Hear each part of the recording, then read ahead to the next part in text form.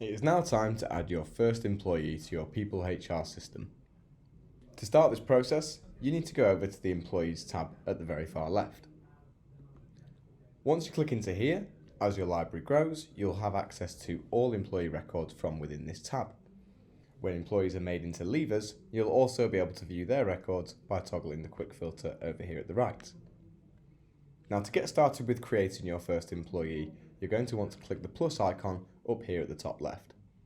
Make sure you have the information you need to hand, as once you click into this process, you will have to ensure that you complete all mandatory fields before you can move on. Now we click the plus, and this launches the new starter wizard. You'll see across the top there are 4 key areas you must navigate through before this process is complete. The first 3 sections will be areas where we provide information or do actions. The final area, marked number 4, done, will be where you decide where to navigate next, following the end of this process. So to begin in the personal information, you must complete all mandatory fields. You can see those indicated with a red asterisk.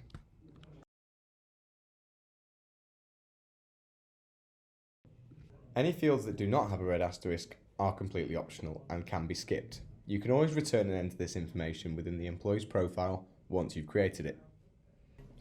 Please keep in mind the importance of the email field. If your system's self-service is switched off, you can enter an email address with 0 repercussions.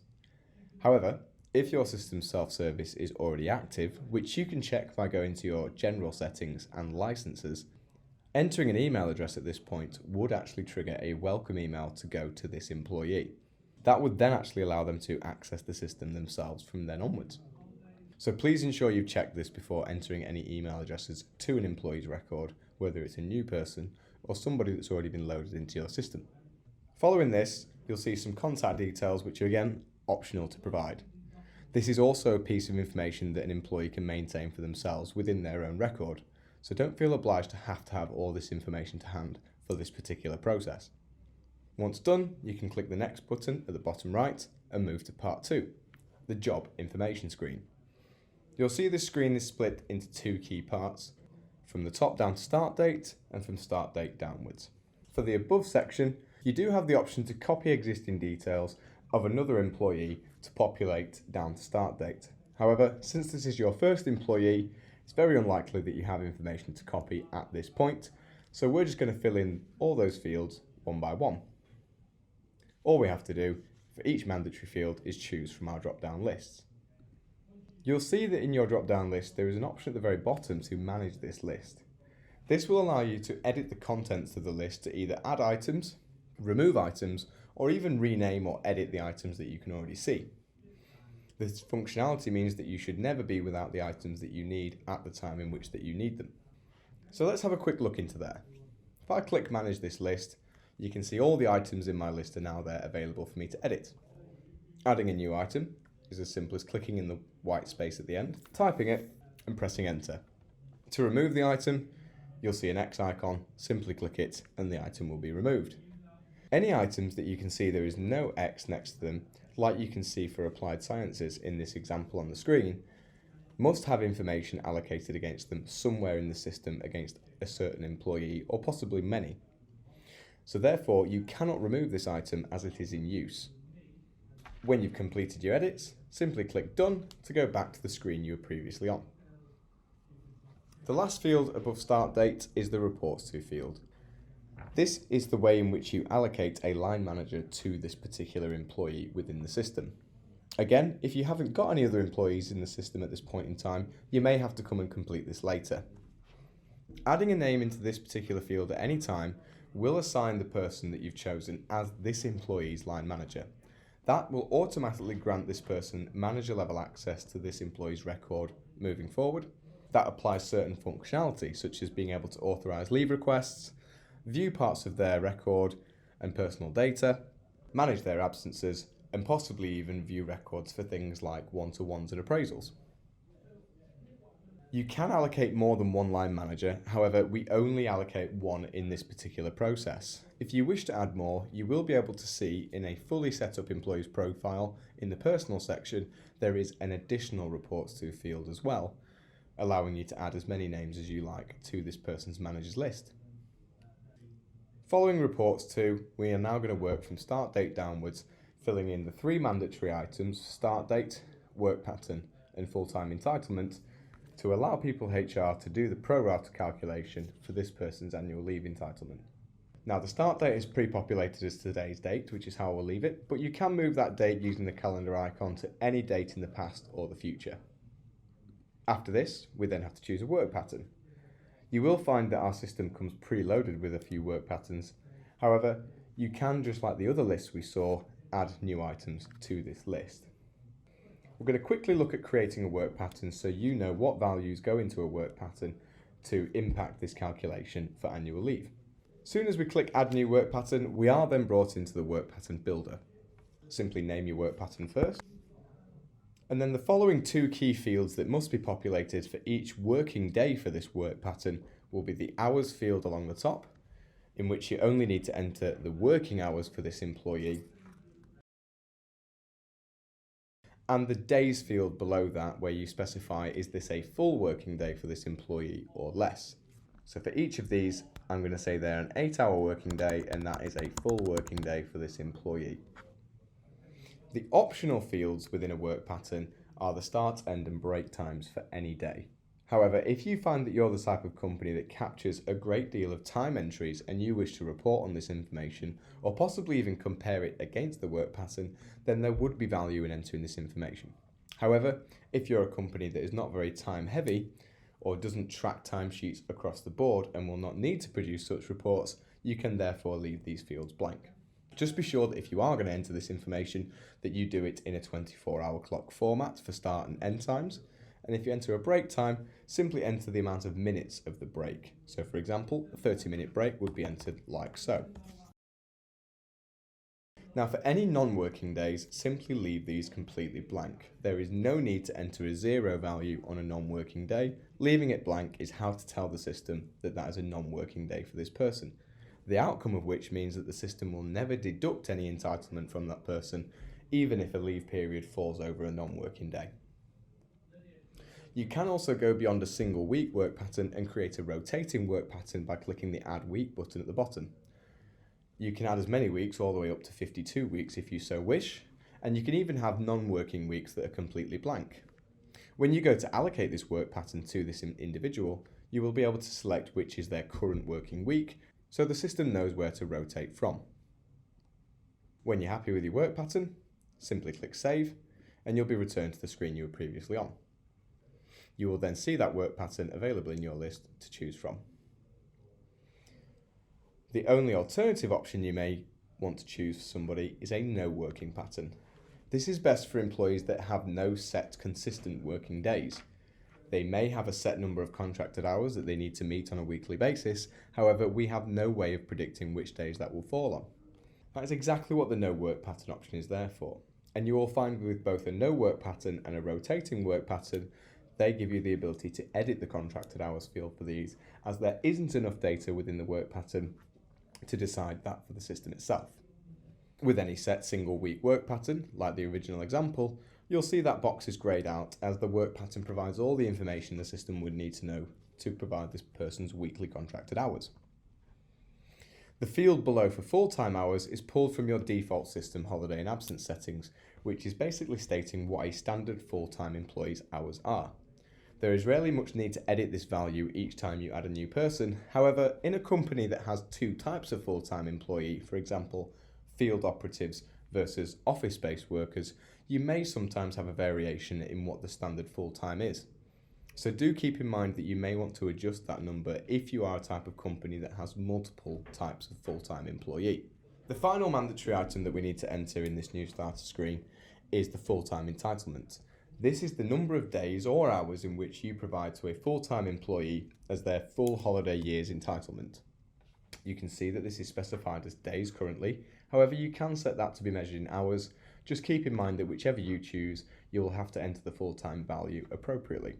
I'm going to keep this set to days. So for a full-time person, I only need to state that we as a company offer a full-time employee 25 days as their full annual leave entitlement for a holiday year. Now, since this employee has an FTE value of 1, because their work pattern contracted hours are the same as our full-time hours, then they are going to get, for a full holiday year, a full 25 days, which you can see has already applied to next year. Since they joined midway through the current year on today's date, the 29th of August, they will get a prorated entitlement for the remainder of this year. This will also vary depending on which work pattern you choose. So if I instantly change this work pattern to one with less hours, you'll see the value for the remainder of the current year is less, and also their full next year entitlement is less because their FTE value is only 0.6. If you wish to see this calculation breakdown, you can click into the Help Me Calculate section, and this will give you an overall breakdown with the question mark icons you can click for the current and the following year to see the calculation in full. Just simply click back to navigate back to the screen you were previously on. One thing that you may want to keep in mind for part-time employees is factoring in the public holidays into this full-time entitlement, as they may very well not work on a day that public holidays land on, and therefore you would like to ensure that they get a prorated value of those public holiday days that they would otherwise miss. So let's use the example of the UK having 8 public holidays in an annual leave year. So 25 days is what we offer as standard, but then we would add an extra 8 days on top of this to make the total value 33. Now this may seem slightly confusing at first, but we are going to do another little option once we complete this process to ensure that this person has these extra public holiday days deducted back out of their entitlement, but they are left with a prorated amount of the ones that they would otherwise miss.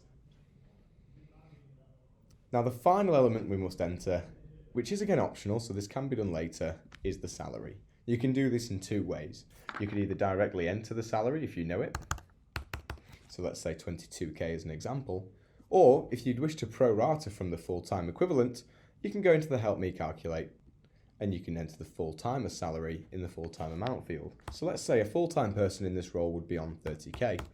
As soon as I apply that and click out the box, the system has taken their FTE value in the box below here and applied it to calculate what their part-time equivalent salary would be. This will then actually populate the field for yourself, so as soon as you click done, you'll now see that field has been dealt with. And that is it for the job information screen. Once done, simply click next. And the third and final screen you will have to manage or action will be the task screen. These are specifically onboarding tasks, so you can manage any other day-to-day ad hoc tasks simply by going to the task section in People HR. However, it is really worth investing time in configuring this particular list of new starter tasks so that each time you reach this screen, you can just simply choose the relevant tasks for this new joiner without having to set any extras up. You can see that there are pre-populated tasks in this window from the get-go, but you can also expand on the tasks in this screen by simply adding new tasks or even removing the default tasks that you don't want. The wonderful functionality of these tasks when you go to create them or manage existing ones will be the ability to not only set up the task title and description of what it is you want the person to do, but then also the ability to allocate this to any other person within your system, including the quick options for system administrator or the employee's manager. However, you do have the employee drop-down list to choose absolutely anybody else. So this might be your IT person or your payroll person, or possibly even someone from a reception department.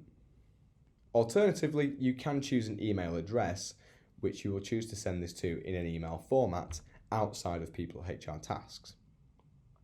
This is great if you'd like to alert a group of people that use a group or shared email.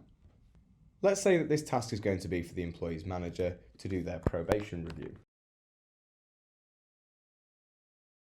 You can also see at the very bottom the final functionality is to decide how many days before or after this employee's start date would you like this person to receive this task. So we might say for probation that this should go 90 days or the equivalent of 3 months after the employee's start date. Simply save this task and that now is a template saved here. So each time you reach this particular point with a new starter, all you simply have to do is tick the task you'd like to send and it will go at the appropriate time in which you've set. You can do this for any other relevant onboarding tasks at this point as well.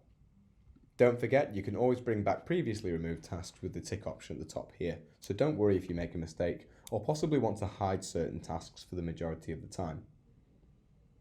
This is the final action within the new starter wizard, so as soon as you click next, you'll simply now be given the choice of where you'd like to now navigate. Simply finish and exit to leave this process altogether, to go straight into creating another new person, create another employee in the middle, or the very top option, finish and visit this employee's record. We do recommend you go into the employee's record once you finish, as there will be many more areas you can explore and maybe some other final actions you wish to do, one of which we did refer to earlier. When we were prorating the annual leave entitlement, we mentioned a part-time employee will want to have the public holidays factored in. When we did that, we said there was one final thing you'll want to do to ensure that their prorated entitlement removes any unwanted public holiday days. So if we finish and visit this person's record, we'll quickly go to their employee planner to show the last thing that would need to be done with a part-time employee. Within their planner, the specific area we need to go to is their planner settings, where we can manage their entitlement. And within here, the option that we can see is the entitlement includes public holiday. Ensure that we tick this box if it's not ticked already, and you will then notice when you leave this area, the system shows that it has already booked on their behalf any public holidays that would have fallen on their working days. So all that's left in their entitlement is a prorated amount equivalent on their FTE of the public holidays that would fall on this person's non-working day. And that is how to add your first employee to your People HR system. Thanks for watching.